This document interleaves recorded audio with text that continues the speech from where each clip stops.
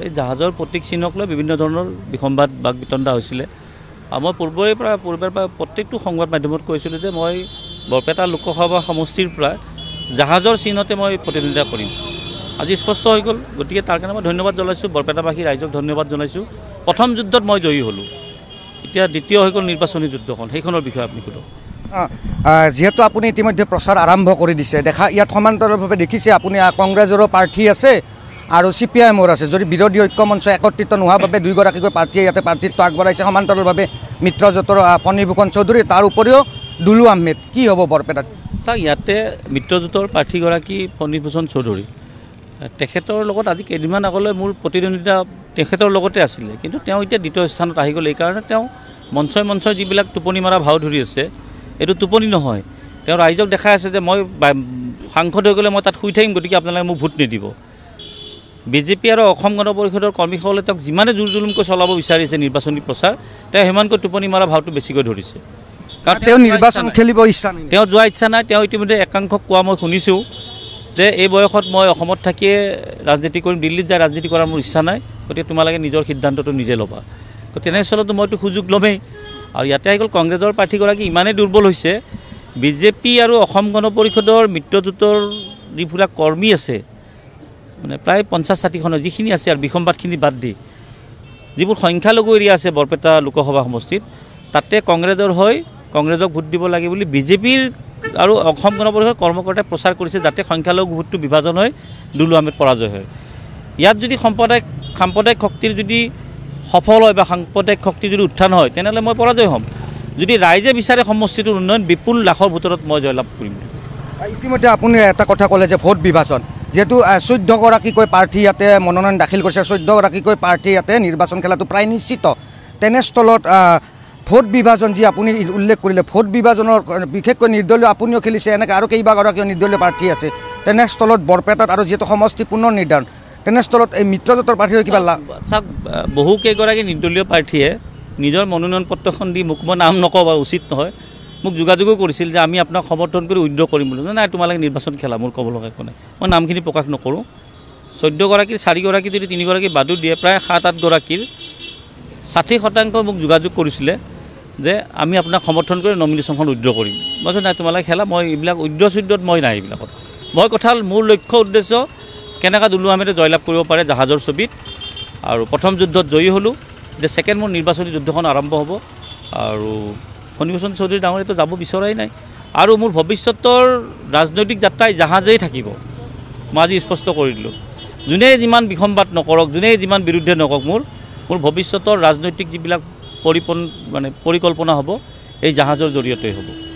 মই যিহেতু প্ৰথম পৰ্যায়ৰ নিৰ্বাচন হৈ গ'ল, আপোনাৰ একালৰ সতীৰ্থ লুৰিণজ্যোতি গগৈয়ে ডিব্ৰুগড়ত প্ৰতিদ্বন্দ্বিতা আগবঢ়াইছিল, তো বৰপেটাত কি ভাবে তেখেতে বৰপেটাত নিৰ্বাচনী প্ৰচাৰ আপোনাৰ হৈ চলাবলৈ আহিব নে তেখেতক যিহেতু তাতে? দুলু আহমেদটো বাদ দিয়ক। প্ৰথম কথা, ইয়াতে নিৰ্বাচনী প্ৰচাৰ বিৰোধী ঐক্য মঞ্চৰ প্ৰাৰ্থী ফণীভূষণ চৌধুৰী ডাঙৰীয়াও আছে, ফণীভূষণ আমাৰ মনোৰঞ্জন তালুকদাৰ ডাঙৰীয়াও আছে, আৰু ইফালে এই দীপবায়ন, বিৰোধী ঐক্য মঞ্চৰ 2গৰাকী প্ৰাৰ্থী। CPM ইতিমধ্যে লুৰিণজ্যোতি গগৈক ডিব্ৰুগড়ত সমৰ্থন দিছে, আৰু লুৰিণজ্যোতি গগৈৰ দলে সমৰ্থন গ্ৰহণ কৰি তেখেতসকলক ধন্যবাদ জনাইছে। এতিয়া ইয়াতে আহি কিনে তেখেতসকলে CPMৰ হৈ প্ৰচাৰ কৰিব লাগিব। CPMৰ লৈ প্ৰচাৰ কৰিলে কংগ্ৰেছৰ লগত যুদ্ধখন লাগিব, আৰু যদি কংগ্ৰেছৰ হৈ প্ৰচাৰ কৰে, কংগ্ৰেছ প্ৰাৰ্থীৰ হয়, তেতিয়াহ'লে CPMে ধৰিব যে আমি আপোনালোকক সমৰ্থন কৰিছিলোঁ, আমাক কিয় কৰা নাই। গতিকে মই ভাবোঁ জাতীয় পৰিষদৰ নেতৃত্ব ইয়াত প্ৰচাৰ কৰিব নাহে। হয়, দুলু আহমেদ এইফালে আছেই।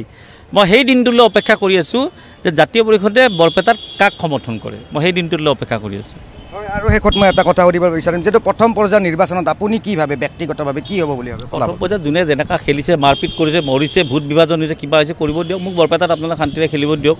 প্ৰথম পৰ্যায়ত কি হৈছে মোৰ কোনো সম্পৰ্কই নাই। তাতে যোনে যেনেকৈ মাৰপিট কৰিছে, সৰ্বানন্দ সোণোৱালে হওক বা লুৰিণজ্যোতিয়ে হওক বা কোনোবা ধানোৱাৰ আছে, যোনে যেনেকুৱা নিৰ্বাচনী যুদ্ধত যেনেকুৱা কাৰোবাৰ লাভ হয়, লোকচান হয়, কোনোবাই পুখুৰীত জাপ মাৰি দিয়ে, কোনোবাই নিৰ্বাচনৰ পৰা আঁতৰি যায়, কৰি থাকক। মোক খালি বৰপেটাত আপোনালোকে শান্তিৰে নিৰ্বাচনটো খেলিব দিয়ক। শেষ প্ৰতিক্ৰিয়া কি হ'ব আপোনাৰ? বৰপেটাত কি হ'ব বুলি ভাবে, আৰু মূল যুঁজখন বৰপেটাবাসী ৰাইজক মই ND24ৰ চেনেলৰ জৰিয়তে জনাব বিচাৰিছোঁ যে আপোনালোকে বিবেক ভোট দিয়ক, সমষ্টিটোৰ উন্নয়নৰ স্বাৰ্থত ভোট দিয়ক।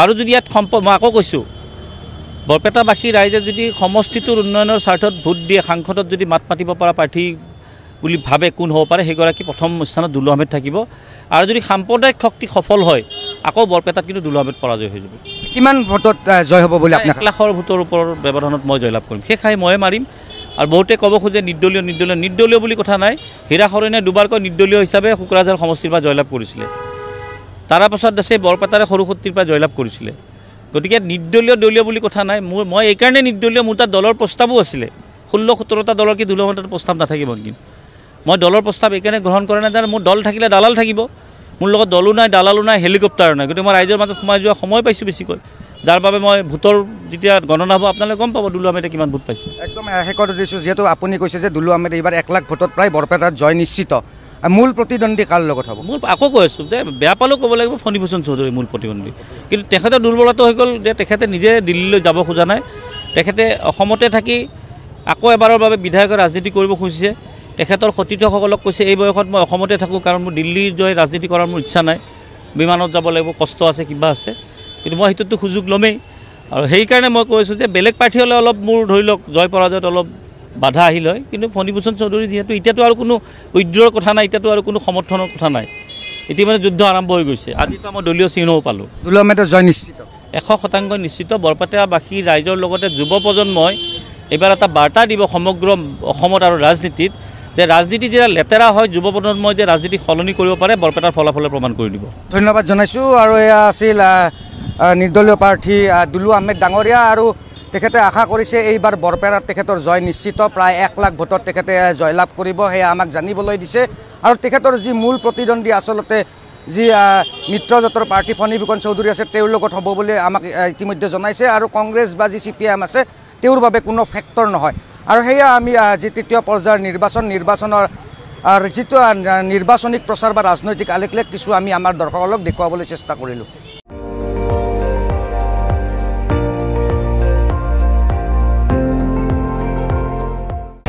আপুনি চাই আছে ND24 সৰ্বশ্ৰেষ্ঠ নহয় সৰ্বোত্তমৰ দৌৰ